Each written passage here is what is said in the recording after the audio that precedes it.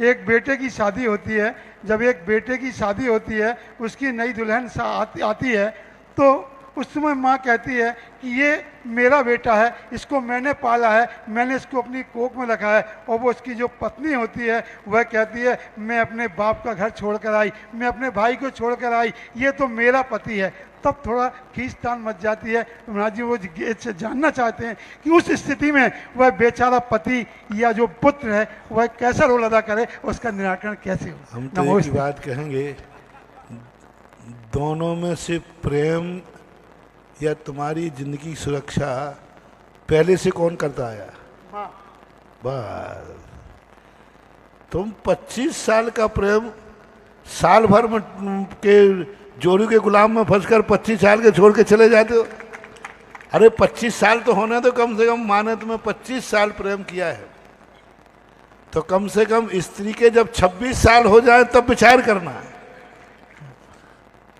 और जब उसके 26 साल हो जाएंगे तो इसके 56 साल हो जाएंगे। तो विचार करना चाहिए, सामंजस्य बैठाना चाहिए। ठीक है, स्त्री पराये घर से आई है तो कई बार उसका पक्ष लेना पड़ता है, लेकिन उसका पक्ष लेने का अर्थ ये नहीं है कि माँ की उपेक्षा करना। पक्ष लेना अलग चीज़ है और उपेक्षा करना अलग चीज़ है। पक्ष यह कहलाता है, उससे कहो तुम्हें जो चाहिए है मैं तुम्हें देने को तैयार हूँ, लेकिन इसका अर्थ ये नहीं कि माँ को हम गाली दे दें, माँ को हम छोड़ दें। तुमने आज मुझे संभाला है, माँ मुझे 25 साल से संभाल रही है, और तुमने तो क्या संभाला। मैं एक ही बात कहता हूँ, तुम्हारी शादी तो हो ही गई ना? नहीं है। हाँ बहुत तो मालूम है, वो तो पूछ लेता हूँ, थोड़ा कौतूहल कर लेता हूँ।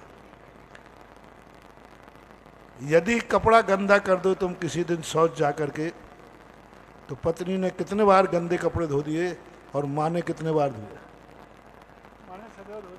बस तो विचार करना चाहिए।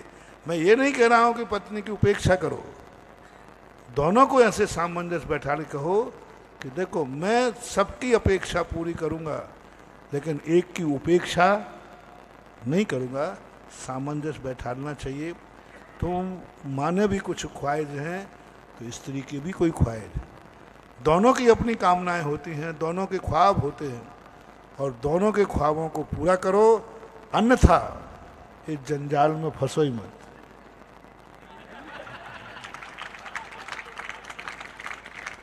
झगड़ा